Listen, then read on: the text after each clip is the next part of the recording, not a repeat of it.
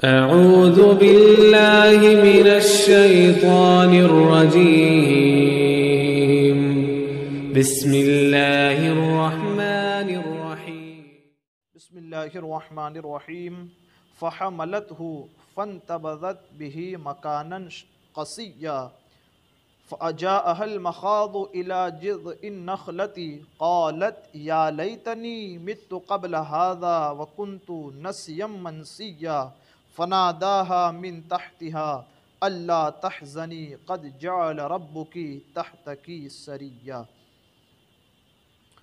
تو کل اس بات کو ذکر کیا کہ میرے ہاں بیٹا کیسے ہوگا، نہ مجھے کسی مرد نے چھوا ہے اور نہ ہی میں بدکار ہوں۔ قال کذالک، معاملہ ایسا ہی ہے۔ قال ربک هو علی ہین، ایسا کرنا تیرے رب پر بہت آسان ہے، تیرے رب کے لیے بہت آسان ہے۔ یہ چیز ہو گئی۔ اور جس کو ہم پیدا کریں گے وَلِنَجْعَلَهُ لِلنَّاسِ آیَةً، اور ہم اسے لوگوں کے لیے نشانی بنائیں گے۔ جو تمہارے بطن سے پیدا ہوگا اسے نشانی بنایا جائے گا۔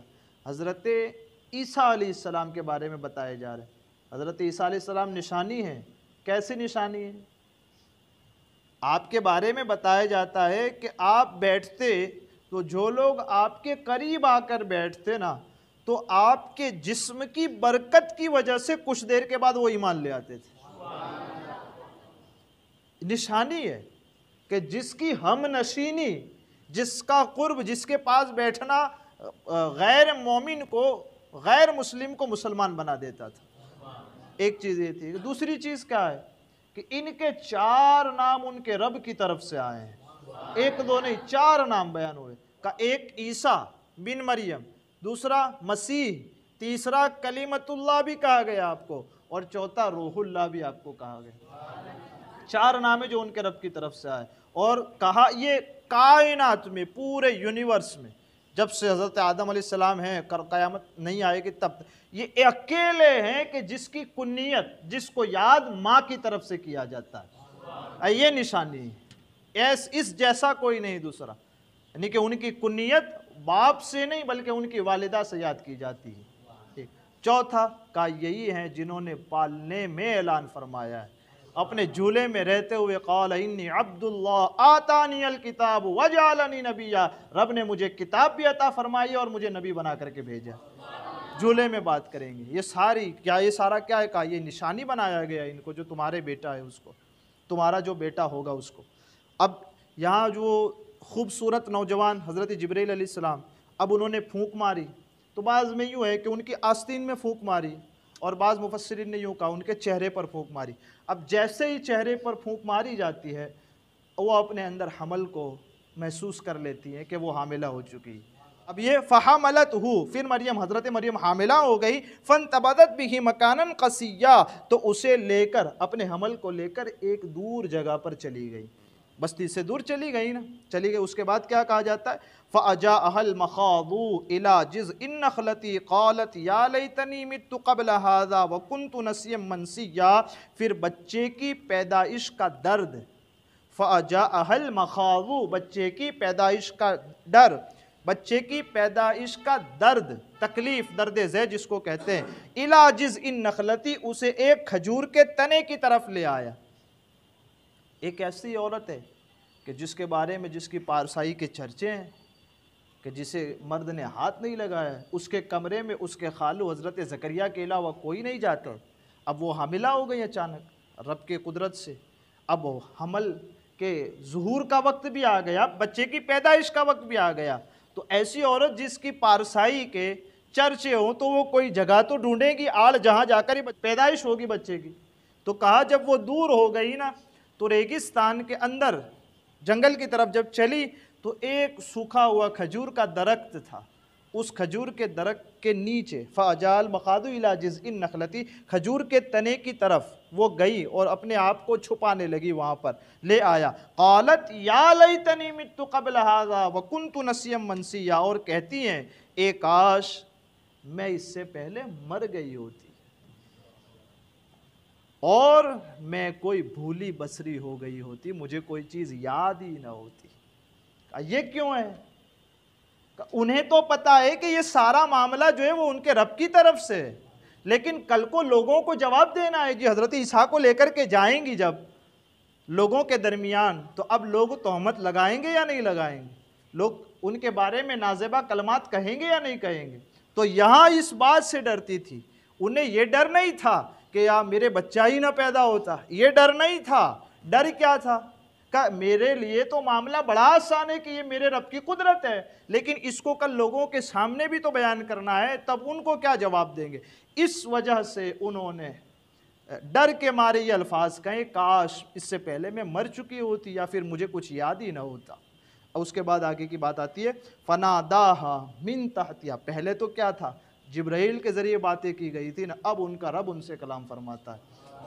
فَنَادَاهَا مِن تَحْتِهَا، تو اسے اس کھجور کے درخت کے نیچے سے پکارا گیا، آواز دی گئی، اللہ تحزنی، کہ خبردار نہ ڈر، غم نہ کر، نہ ڈر۔ قرآن کہتا ہے قد جعل ربکی تحتکی سریا، بے شک تیرے رب نے تیرے نیچے ایک نہر کو جاری کر دیا۔ وہ جس درخت کے تنے کے پاس بیٹھی تھی، کھجور کے تنے کے پاس نا، وہیں سے اللہ تبارک و تعالیٰ نے نہر کو جاری کر دیا۔ کئی زمانے سے وہ سوکھی ہوئی نہر تھی، اس کو اللہ تبارک و تعالیٰ نے حضرت مریم کے بیٹھنے کی وجہ سے جاری فرما دیا۔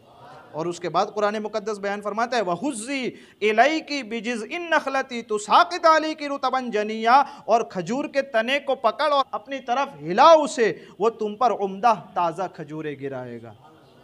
سبحان اللہ۔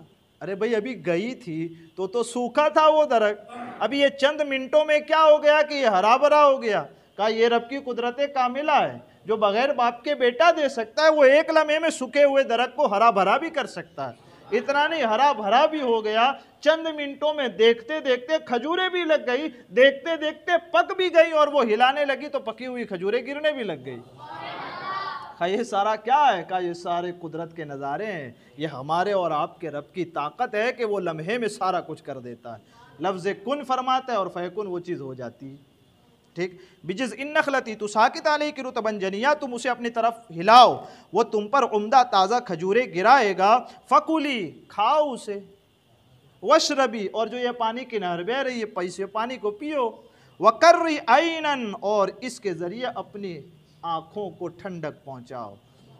اور اس کے بعد کہا جاتا ہے فَإِمَّا تَرَيِنَّ مِنَ الْبَشَرِ أَحَدًا، پھر اگر تو کسی آدمی کو دیکھے، اب یہاں سے وہ پلٹے گی، اس کو انشاءاللہ پورا کل سماعت کریں گے، ابھی تو یہ حضرت عیسیٰ کی ولادت کا تذکرہ ہے۔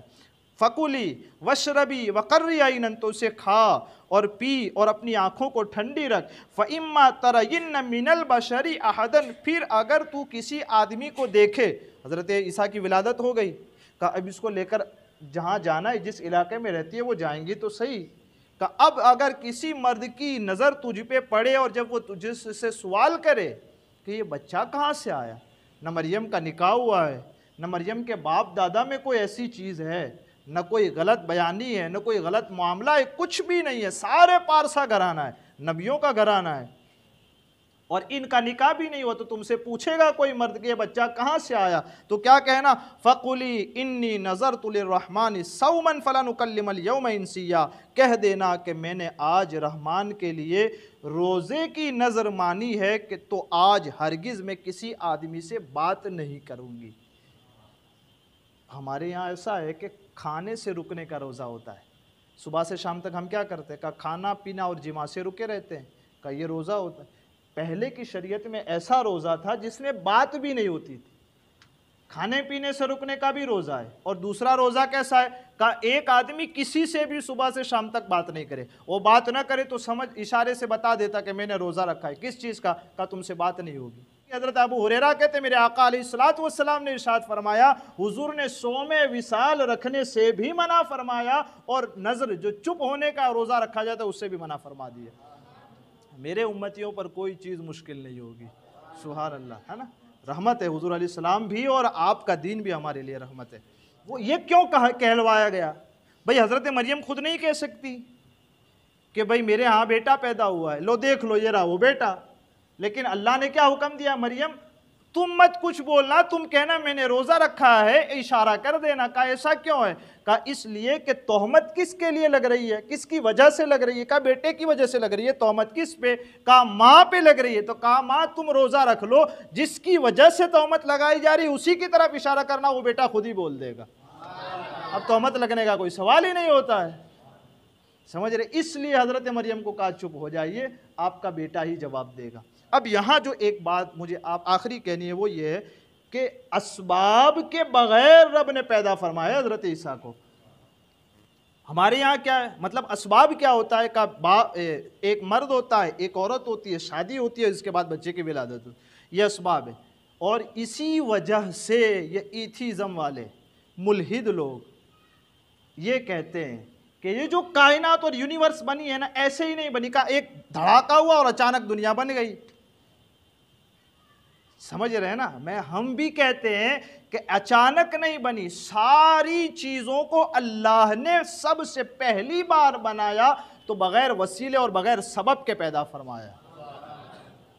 ہم کیا کہتے ہیں؟ آپ بھی یہ کہیں گے، چلو وہ جو دھڑاکہ ہوا اور دنیا وجود میں آ گئی، ہم کہتے ہیں یہ دھڑاکہ کس نے کیا؟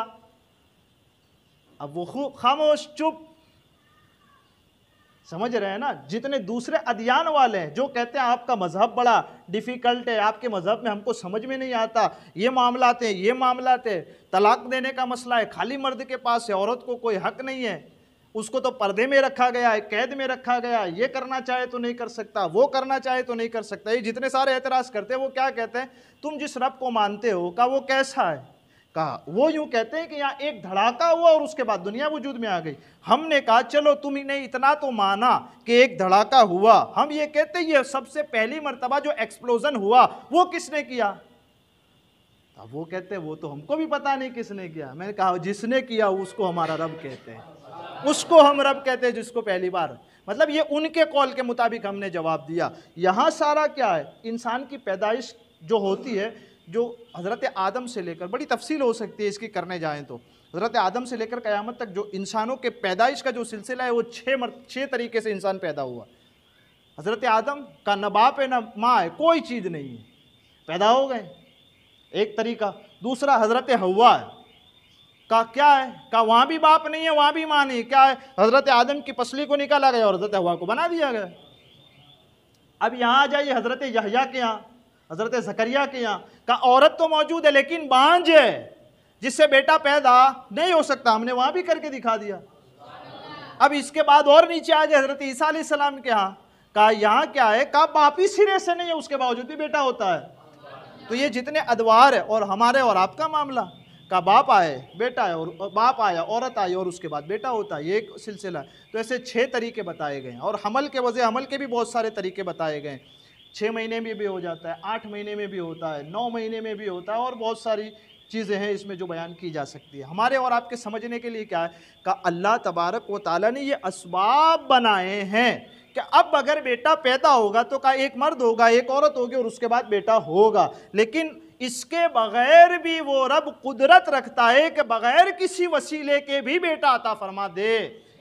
یہ چیز کو ہمیں اور آپ کو اس پر ہمارا یقین اور عقیدہ ہونا چاہیے کہ جب رب نے سب سے پہلی بار کسی چیز کو بنایا اس وقت کون سا وسیلہ تھا؟ کہا کوئی نہیں۔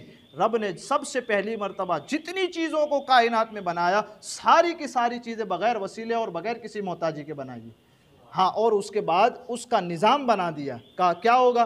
کہا پہلے درخت بوئیں گے اور اس کے بعد پانی ڈالیں گے، پھر کھاتر ڈالیں گے، پھر وہ بڑا ہوگا، اس کے بعد پھل ملے گا۔ لیکن پہلی بار جس درخت نے پھل دیا تھا وہ رب کی قدرت سے تھا، بغیر وسیلے کے تھا، ہو گیا۔ اب پوری کائنات کا نظام ہی ایسے چلتا ہے، سورج نکلے گا پھر ڈوبے گا، چاند نکلے گا پھر ڈوبے گا، ہمارے یہاں عورت اور مرد کا ملن ہوگا اور اس کے بعد تیسرے کی ولادت ہوگی۔ کا یہ سارے چیزیں چلتی رہتی ہے۔ یہ سارے معاملات یہ سارے واقعات ہمیں اس بات کی طرف ہماری رہنمائی کرتے ہیں کہ جس رب کو ہم مانتے ہیں وہ کسی وسیلے کا محتاج نہیں، کسی سبب کا محتاج نہیں، بغیر وسیلے اور بغیر سبب کے بھی وہ رب چاہے تو عطا کر سکتا ہے۔ یہ چیز ہے۔ اللہ تعالیٰ مجھے آپ کو کہنے سننے سے زیادہ علم اور عمل کی توفیق عطا فرمائے۔ ہمارے کہنے آپ کے سننے میں آمدن سہون کوئی خطا ہوئی ہو، اللہ عز و جل اپنے حبیب کے صدقے اسے معاف فرمائے۔ استغفر اللہ ربی